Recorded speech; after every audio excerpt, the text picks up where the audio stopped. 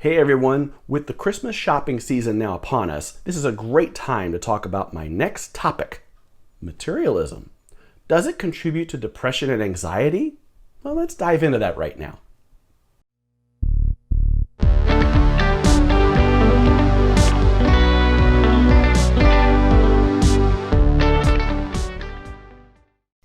Thank you so much for coming back and watching another episode this week. So, materialism, let's dig into that. Does that actually contribute to depression and anxiety?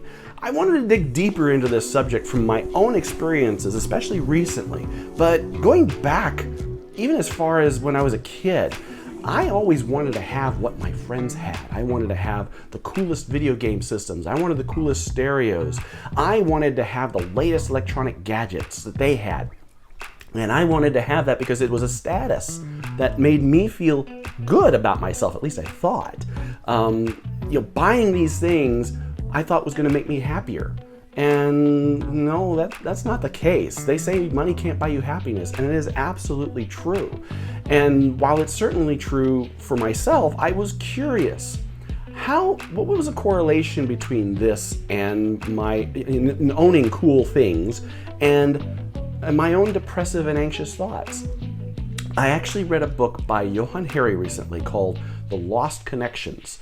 And he, in this book, covers a lot of different concepts for the causes of depression. And one of those, he gets into a study by Tim Kasser, where Tim puts together what's called the Aspiration Index. And what this is it measures how much a person values getting things and having money versus spending time with family and friends and doing something good in the world instead. And in the studies, he asked people, specific questions. For example, how do you feel about, having expensive possessions? How important is that to you? And then also asked if they were unhappy and if they were suffering from or had previously suffered from depressive or anxious thoughts. And what he found was those people who valued having possessions, trying to buy things and having this desire to own these things, they were much higher in the depressive and anxious category than those who did not seek after those things. The book goes into more detail on two types of values: intrinsic values and extrinsic values. Now, intrinsic values are things that you do because you value them and they're in and of themselves. So, for example, playing with your kids, or being a better friend, or a better husband, or a better father, learning to play a musical instrument, things that have a value to you where you're not necessarily getting anything back in return for it. Versus extrinsic values, where you are doing something in which you are looking for something in return. And sometimes you're doing these things in such a way you don't like doing those things. Great example, the job that you really don't like. You're doing the job because, and you may hate it, but you're doing it because you need the money. You need the salary. You need to be able to pay the bills and pay for the house. You're working hard to get that promotion.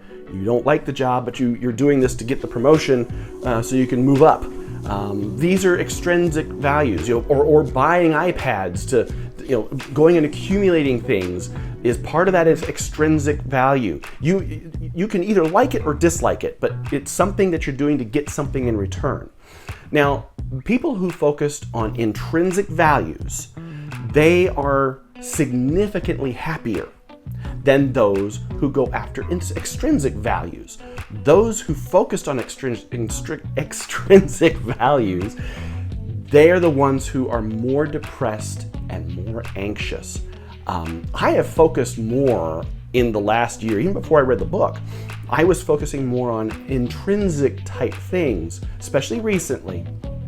And I have found that I'm a lot happier when I'm being of service to my family, to my friends, when I'm doing something where I'm not going to get something in return necessarily. So for Christmas, obviously the season is the season of giving. So the whole goal is to be more intrinsic and to give more than you receive. And I want to challenge everybody to continue to do that.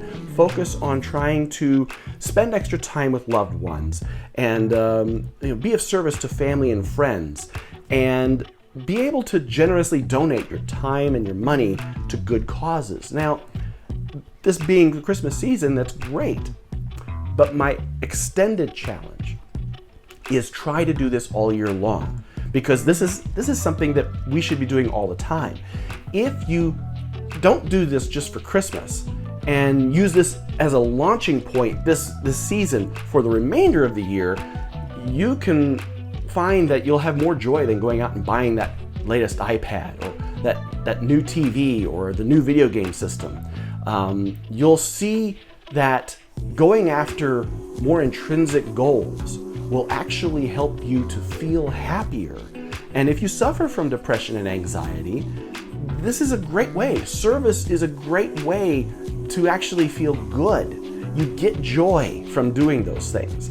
And by being of service to other people, or just going after and doing something good and not getting anything in return, there's a wonderful feeling in doing that. I challenge you to do this, and I hope that this episode gives you some ideas on what you can do and how to reach out and have more intrinsic goals in your life. Thank you so much for watching this week. And if you like this episode, make sure to like below. Also click the little bell there next to the like so that you get alerted whenever I actually put out a new episode. And if you haven't subscribed yet, make sure you go out there and subscribe. Thanks again, and we'll talk to you next week.